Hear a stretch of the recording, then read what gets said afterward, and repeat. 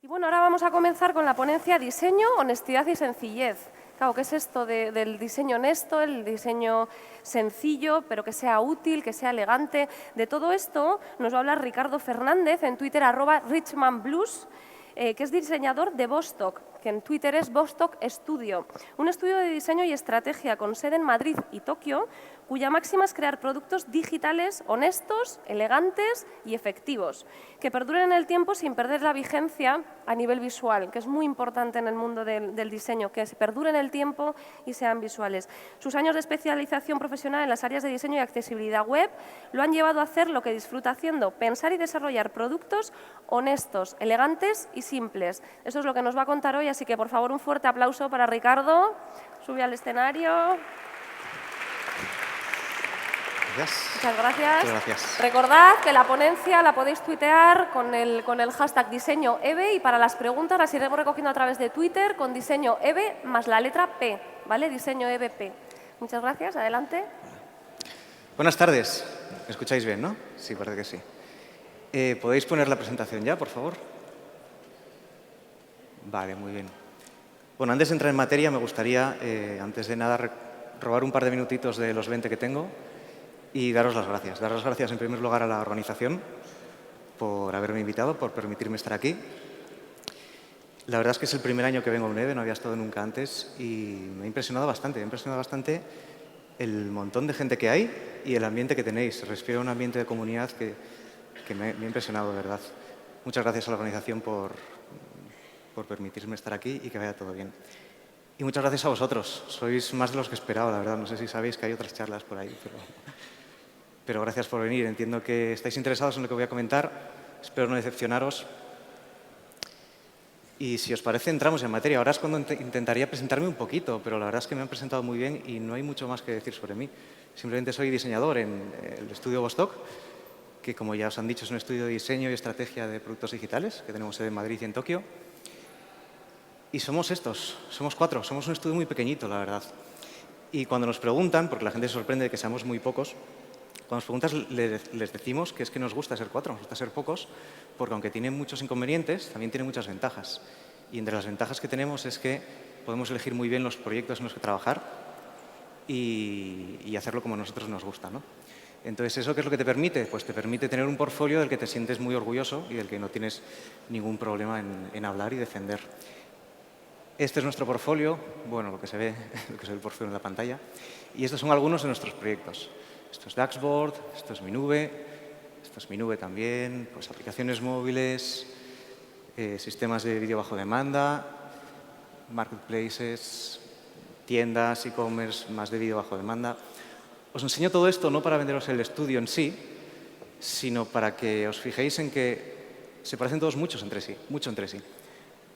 Aquí en esta captura no se ve muy bien porque es un poco caótica, pero son todos bastante sencillos, ¿no? Simples incluso. De hecho, podríais decir incluso que son todos iguales y no seríais los primeros que lo decís, creedme. Al final son solo cajitas y fondos oscuros, imágenes dentro de cajas y demás, ¿no? Vale, esto es lo que pasa cuando tienes una serie de principios en los que crees y que aplicas continuamente y que compruebas que funcionan. Entonces hoy estoy aquí para hablaros de dos de ellos, que son la honestidad y la sencillez. Antes de nada, quiero dejar muy claro una cosa para que no se me malinterprete, que es que no vengo a sentar cátedra ni a hablar de la verdad del diseño, ni a hablar sobre el bien y el mal, porque básicamente no tengo ni experiencia suficiente ni conocimientos suficientes como para creerme que poseo la verdad absoluta sobre el diseño ni nada de esto, ¿vale? Entonces estoy simplemente aquí para comentaros qué es lo que pienso yo de estos temas y sobre todo para compartir, para que vosotros me digáis qué es lo que pensáis de estos temas y enriquecerlo todo un poquito, ¿vale? Así que espero que al final me preguntéis bastantes cosas y podamos hacer esto un poco más dinámico. Y nada, y volvamos entonces a lo que era el diseño, ¿vale? Os está comentando cositas sobre el diseño de algunos de nuestros proyectos, pero no hemos visto, o sea, antes de nada lo que quiero dejar claro es qué es el diseño para nosotros. Para muchos, el diseño es esto. Es ir juntando formas, ir juntando figuras, colores, tipografía, imágenes, texto, con el único objetivo de coger que algo que no es atractivo resulta atractivo al final. Es decir, al final todo lo que mucha gente entiende por el diseño es esto, es hacer que las cosas sean bonitas. Y no es eso de lo que voy a hablar, no es eso lo que creo que es el diseño y vamos a hablar de otra cosa. Lo que para mí es el diseño es... A ver si esto funciona. No funciona. Lo que para mí es el diseño es esto. Es la hoja en blanco. Es el tener una necesidad, tener un objetivo, coger una hoja en blanco y a través de un proceso acabar con un objeto, un producto que no existía antes y que cumple con esa funcionalidad, con ese objetivo de la forma más efectiva y más eficiente posible. Ese objetivo puede ser limpiar el suelo, puede ser apretar un tornillo, puede ser clavar un clavo, medir una superficie, puede ser vender cine online, puede ser un montón de cosas. Lo que hay que tener claro es que el diseño no es cómo aparenta una cosa, no es lo bonito que quede. El diseño es cómo funciona, ¿vale? Es importante que lo tengamos en cuenta. Nosotros vivimos en el mundo digital y trabajamos en un entorno digital y probablemente lo que queréis es que os hable de estos temas llevados al mundo digital. Pero cogiendo esta definición de diseño, de simplemente tener problemas, tener necesidades, tener objetivos y diseñar objetos o productos para alcanzarlos, si os fijáis en eso, el hombre lleva haciéndolo muchísimo tiempo. El hombre lleva toda la vida diseñando. Muchísimos años de historia del diseño. Entonces, aunque hablemos de entornos digitales, ¿por qué no echamos una mirada atrás? ¿Por qué no miramos cómo ha evolucionado el diseño durante el tiempo? Y probablemente podamos coger cositas, podamos ver patrones, identificarlos, que podamos utilizarlos luego en lo que es el diseño digital y que nos beneficien. Entonces, vamos a hablar un poquito sobre este tema. Y hay muchísimas categorías, muchísimas categorizaciones, muchísimas diferenciaciones de tipos de diseño, tipos de diseñadores, etc. Entonces, como solo tenemos 20 minutitos, vamos a simplificarlo todo mucho, perdonadme, y nos vamos a quedar con una de las categorizaciones y muy simplificada para intentar que se quede lo más claro posible, que es que vamos a ver objetos el diseño de objetos que se centran en su apariencia. Aquí tenemos algunos de los ejemplos. Como veis, algunos son todo apariencia prácticamente. O sea, esto es el panel de control de una máquina de correr y lo que menos hace es aumentar la velocidad y todo esto lo que hace es transmitir una imagen de Dios mío, esto es ciencia, estamos en una nave espacial, que te sientas bien corriendo. Hay objetos que hacen hincapié en su apariencia y otros objetos que hacen hincapié en su funcionalidad, que son este tipo de objetos, ¿vale? Entonces, a lo largo de la historia hemos visto un montón de ellos y nos damos cuenta de que hay muchos que pertenecen a una época en concreto. Pero hay otros muchos que perviven en el tiempo, son atemporales, tienen un diseño que no caduca, que se puede utilizar durante un montón de años. Esto no sé si lo conocéis, es un termostato que salió, pues no sé, el año pasado, una cosita así. Y es algo que, como veis, el diseño es muy moderno y demás, pero este otro es prácticamente igual, se basa en él y está diseñado en el 53. Entonces, como veis, hay una serie de objetos, productos, diseños que funcionan en el tiempo, que no caducan, que siguen funcionando. Esto es otro, y ahora mucha gente se va a reír porque esto es un cliché de diseño. Entonces, los que me estén viendo probablemente vía streaming y demás, pues dirán, ya está sacando cositas de Brown y cositas de Dieter Rams y demás. Pero en una charlita de 20 minutos, tirar de clichés está muy bien porque transmiten muy fácil una idea, ¿vale? Entonces, este es un objeto que probablemente muchos conozcáis, que os suene a muchos. Lo habréis visto en casa en vuestras casas, probablemente vuestras madres igual tenían alguno. Es un exprimidor, y es un exprimidor que se diseñó en 1972. 1972, pero que si queréis, mañana podéis ir a Carrefour y comprarlo, ¿vale? Y esta captura está hecha hace un par de días, o sea, esta captura es actual. Son 33 euros lo que cuesta. Tenéis la web. Mañana no podéis ir porque está cerrado, es domingo, pero tenéis la web, podéis comprarlo si queréis. Este objeto ha pervivido un montón de años y sigue funcionando. ¿Y por qué? ¿Por qué ciertos objetos tienen esta vida, son atemporales? Por una serie de cosas, muchas, y vamos a intentar identificar un par de ellas, ¿vale? En primer lugar, porque funciona muy bien, evidentemente, porque es algo que hacen lo que predican. Quieres exprimir, quieres un exprimidor, este exprimidor lo hace y lo hace muy bien y no tiene más complicaciones. Hacen pocas cosas, es decir, ¿qué es lo que quieres? ¿Qué es lo que hace? ¿Qué estrategia sigues cuando quieres ser muy bueno en algo? Te especializas. Te olvidas otras cosas y te centras única y exclusivamente en eso y dedicas todo tu tiempo a ello para llegar a ser el mejor en ello. Este tipo de diseños lo que hacen también es lo mismo, es especializarse, es eliminar todas las funcionalidades adyacentes y quedarse solo con lo más importante para poder hacerlo mejor. Aquí tenéis otro ejemplo, ¿vale? Es dos objetos diseñados con diferentes objetivos y demás, uno que intenta cumplir muchas funcionalidades, otro que intenta cumplir con una sola, intenta hacerlo de la forma más efectiva, más eficiente posible.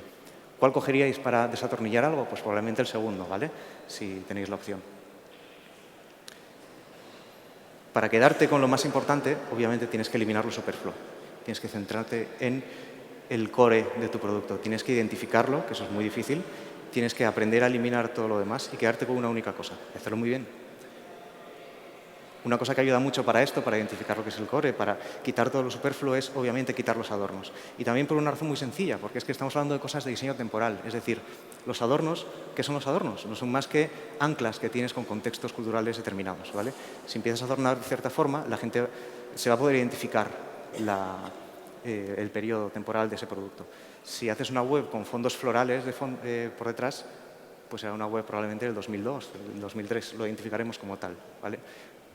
Hay modas. Las modas se reflejan en los adornos. Los productos que tienen adornos están acotados. Este tipo de productos, sin embargo, no. Este tipo de productos intentan reducir su funcionalidad a un único objetivo y quitar todo lo adyacente, quedarse sin adornos. Como veis, hay muchos productos que no. Hay muchos productos que lo único que hacen es precisamente coger adornos. ¿Por qué? Porque los adornos tienen también su lógica. Si fuesen tan malos, no existirían, ¿vale? Los adornos te sirven para transmitir emoción, te sirven para transmitir otra serie de cosas que no transmite el objeto por sí. Como podéis ver, muchos son prácticamente adornos. Y otra cosa muy importante, que es que los adornos te permiten camuflar tu objeto, te permiten que tu objeto vaya más allá de lo que es en realidad, te permiten mentir, te permiten decir que una máquina de correr es más beneficiosa para tu salud que otra, simplemente por la interfaz que tenga. Un reproductor de música que está diseñado en forma de hojas de papel tiene mucho sentido, son adornos todo. Algunos objetos son solo puro adorno, otros son puro adorno también, puro adorno también. Puro adorno también, ¿vale? Esto es una isla pero que tiene la forma del escudo del Real Madrid. O sea, no se me ocurre nada que pueda ser más decorativo. Y volvamos a esto. Estos no tienen adornos, ¿vale? ¿Por qué? Porque no intentan parecer lo que no son, porque son objetos que tienen una única funcionalidad y que lo que intentan es hacerlo lo mejor posible. No quieren engañar a nadie, no quieren confundir, son honestos. Y a eso es a lo que nos referimos con la honestidad en el diseño, ¿vale? Porque mucha gente, cuando hablas de honestidad en el diseño, entienden que es que estás hablando de que el diseñador que lo está haciendo es muy honesto, ¿vale? Que el diseñador que lo está haciendo se encuentra una cartera por la calle y la devuelve. Y no estamos hablando de eso, porque además sabemos todos que los únicos honestos son los niños y los borrachos, ¿vale? Y Batman. Pero lo importante es esto, lo importante para identificar, para saber lo que es la honestidad en el diseño, es esto. Esto es la honestidad. El no querer hacer que un producto sea más innovador, más potente o más valioso de lo que es en realidad. No intentar confundir al consumidor con tu diseño. Y todo esto, por supuesto, tiene una proyección en el mundo digital, ¿vale? Que al final es para lo que hemos venido aquí. Estos son ejemplos de diseños que tienen objetivos muy simples. Esto, por ejemplo, es un portfolio. Si pudiésemos ir haciendo scroll, veríamos que únicamente son las fotos, el producto en sí. Esta gente lo que hace es mostrar con la mínima interfaz posible sus productos al máximo. Más productos que no intentan tener adornos. Esto puede parecerlo porque son ilustraciones y demás, pero cuando entiendes que el producto es una herramienta para hacer ilustraciones y que es importante que diferencies entre qué tipo de controles vas a utilizar y demás, esto no son adornos, esto es mapeado del mundo real, esto es importante. Estos son diferentes ejemplos de la interfaz de este producto. Más ejemplos. Esto es un listado de proyectos simplemente y lo que hizo el diseñador es, bueno, pues si es un listado de proyectos, pues pongamos un listado de proyectos, nada más. Esto es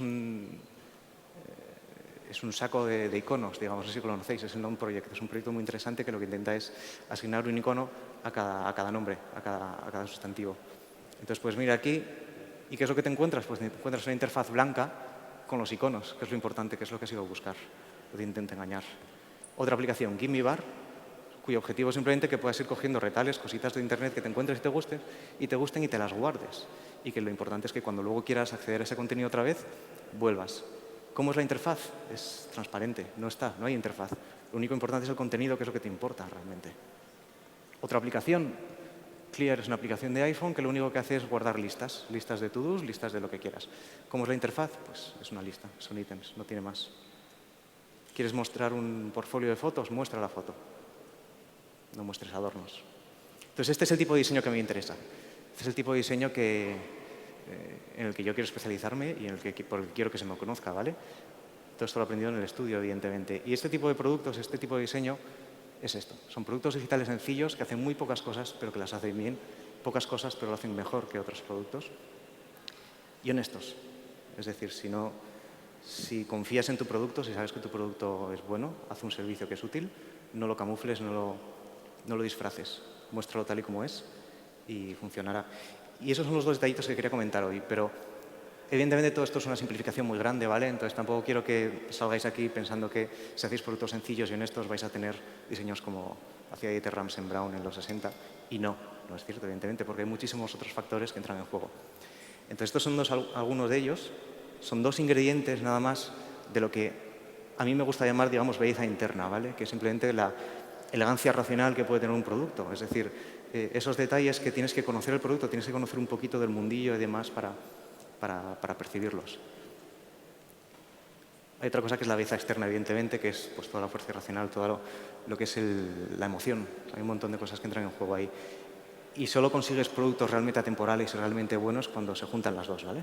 Cuando tienes la belleza interna y la belleza externa superpuestas. Entonces es cuando tienes algo que marca un hito, evidentemente. Entonces no quiero tampoco que penséis que todo esto es muy sencillo, que esto es muy fácil, que haciendo cosas, siendo sinceros y siendo honestos y haciendo cosas sencillas vais a triunfar. Pero desde luego no vais a tener esto si no tenéis esos dos ingredientes. Esos dos ingredientes son de los más importantes. Y luego todo esto ya sería para otra charla, evidentemente, mucho más extensa. Sería un cuento para otro día, ¿vale? Entonces, nada más. Esto es lo que quería comentaros. He terminado un poquito antes. Es difícil ajustar para 20 minutos, pero bueno, espero que os haya gustado.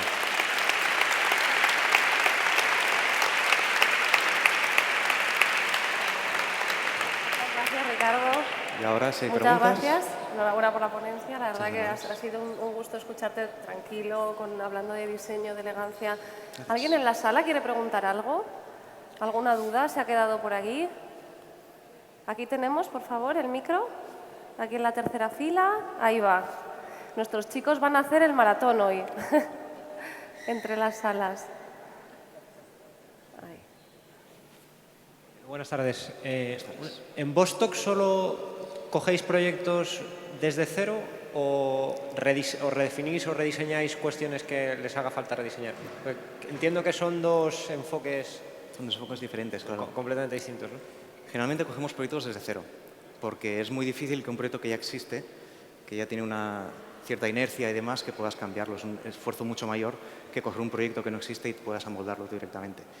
Pero sería muy fácil también decir que solo hacemos proyectos desde cero. O sea, así que cogemos muchos proyectos que, si nos convence el proyecto y nos convence la gente que está detrás y acceden a trabajar de la forma en la que a nosotros nos gusta trabajar y demás, sí que se puede coger ese proyecto e ir trabajando poquito a poco. Por ejemplo, Mi Nube, que es uno de los proyectos que hemos enseñado, no lo empezamos nosotros, no lo empezamos desde cero. Es un proyecto que ya existía, ya tenía cierta inercia, nos gustaba mucho y veíamos muchas cosas que se podían mejorar.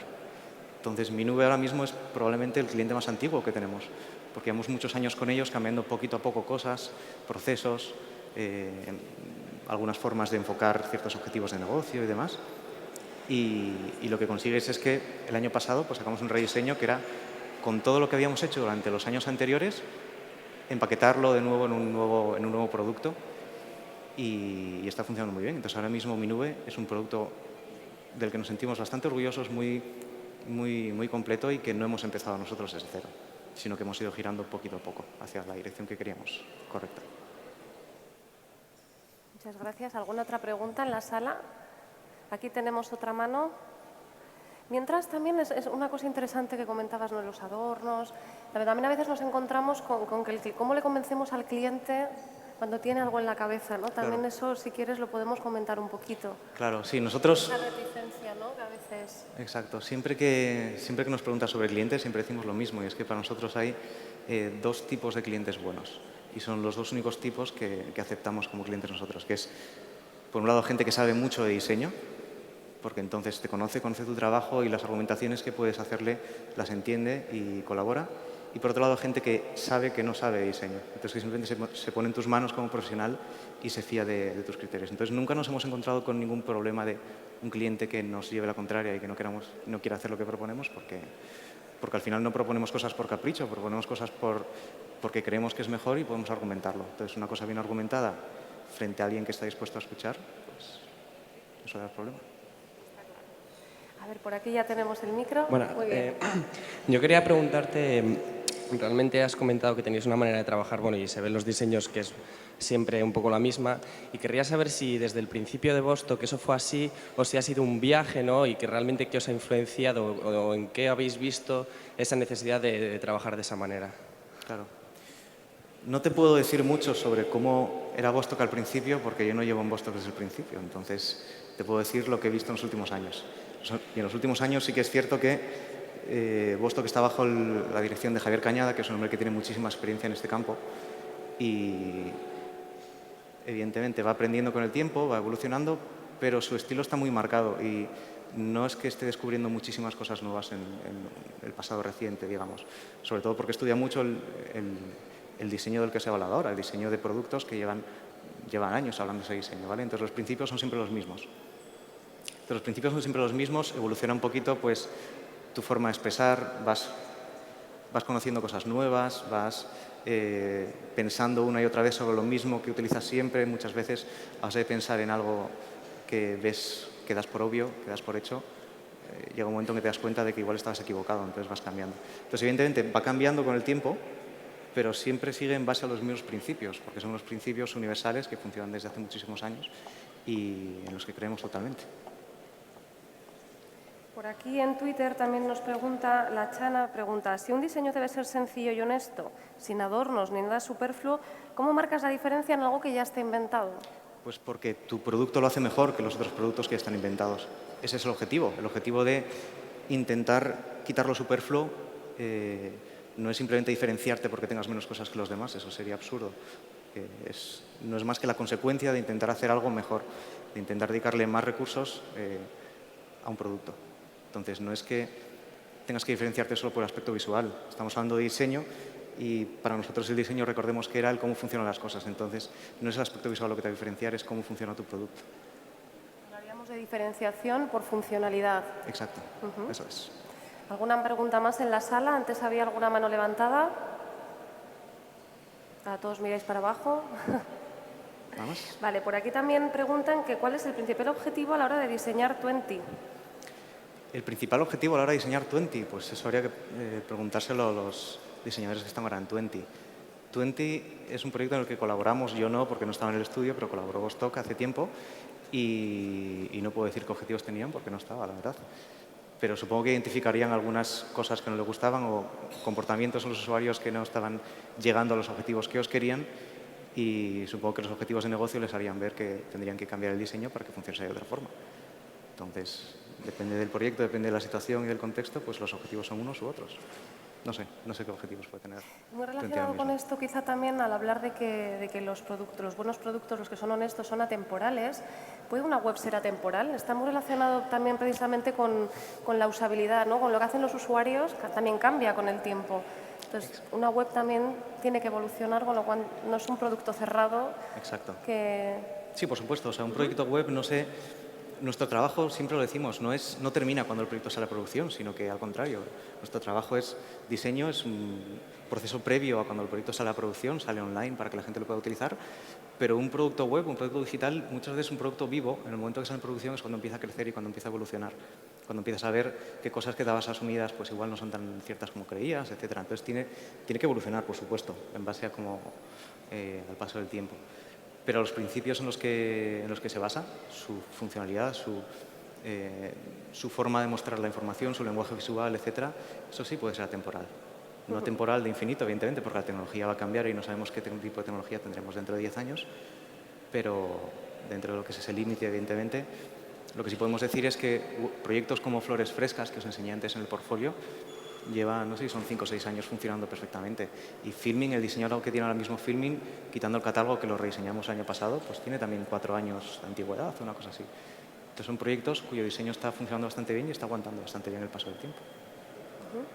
Más no puedo decir. Vale. ¿Alguien más en la sala? Recordad que estamos utilizando... aquí hay una pregunta. Estamos utilizando el hashtag diseñoEB. Sí. Hola, Ricardo. Gracias por la charla. Yo suelo tener bastantes peleas con los diseñadores, porque estoy en medio camino de ese cliente, entre los dos clientes buenos. ¿Podrías repetirlo? No te oigo muy bien. Como Por hay... favor, Sí, está habiendo un poco de barullo en la sala. Los que estáis en los alrededores de la sala verde y gris, por favor, si podréis bajar un poquito el tono de voz. Gracias. Sí, bueno, te decía que suelo tener bastante problemas con los diseñadores, me suelo pelear mucho con ellos. Y bueno, tengo muchas preguntas, pero así una general se ve que la tendencia en diseño suele estar orientada al minimalismo, ¿no? Hay ciertas influencias un poco universales como el diseño de Google y demás, y se tiende a un diseño minimalista. Mm, La pregunta es, ¿al final no se acabarán apareciendo mucho entre ellas las webs? ¿Podrías repetir? Es que Sí, no estoy entendiéndolo muy bien. sí, bueno, si al final el diseño se tiende a la simplicidad, al final nos acabarán pareciendo mucho las webs entre ellas y los distintos diseños. La idea es que no. La idea es que no porque lo que... Por favor, ¿podría haber un poquito de silencio? Gracias. La idea no es hacer diseños sencillos. No hay que confundir sencillez con minimalismo.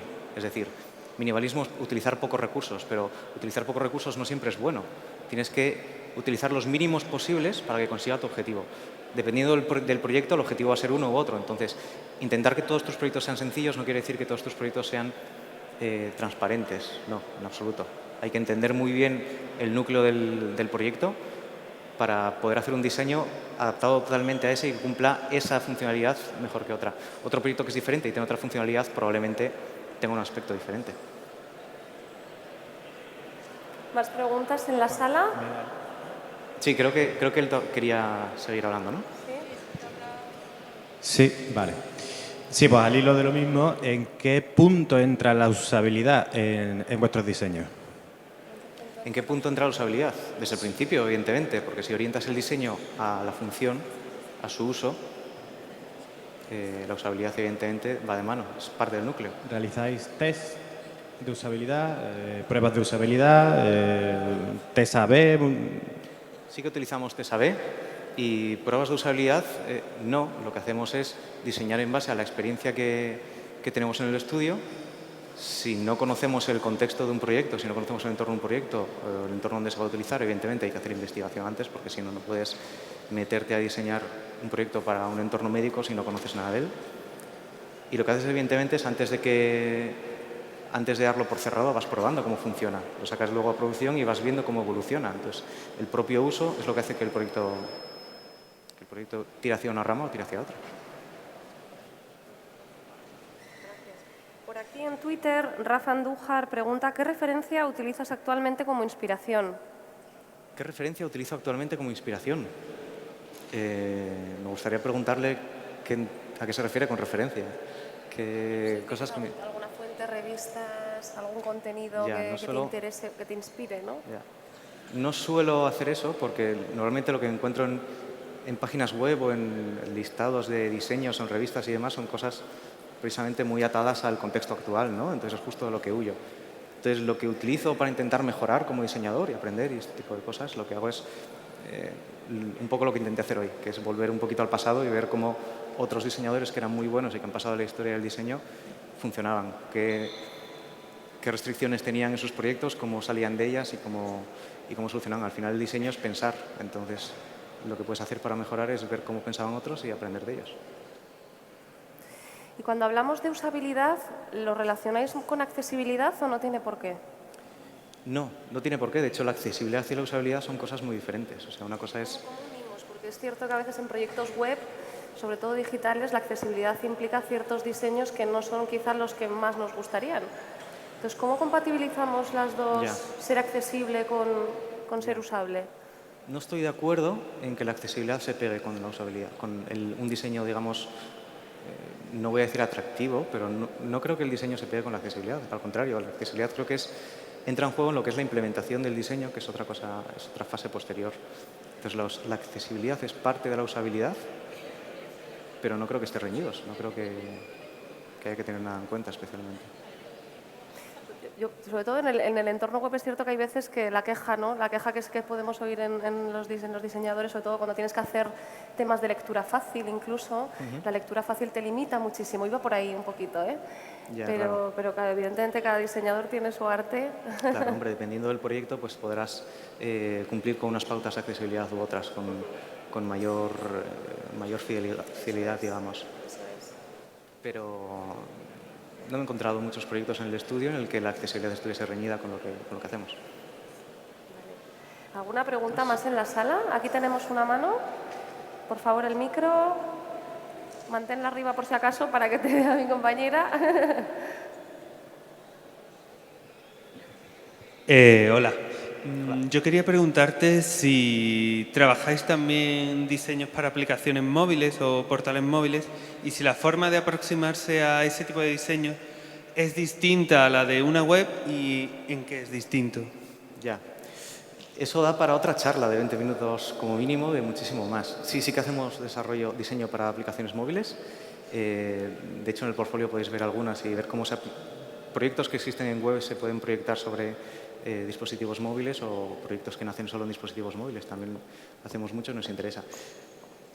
El contexto de uso es diferente, con lo cual no puede ser... los principios que se aplican son los mismos, pero con objetivos diferentes. Una aplicación móvil lo que tienes que hacer es intentar maximizar el resultado que obtiene el usuario, minimizando lo que es el esfuerzo que tiene que hacer, la entrada que tiene que hacer él. Tienes que minimizar la entrada y aumentar la salida, digamos. Entonces, dependiendo del proyecto, pues lo intentas hacer de una cosa u otra, de una forma u otra, pero sí que hacemos y no se puede aproximar, evidentemente, de la misma forma que en un entorno web. Hemos llegado en punto al 0000. ¿Sí? Así que ya Perfecto. estamos. Muchísimas gracias. Un aplauso fuerte para Ricardo de Voxtalk Studio. Gracias. Muchísimas gracias.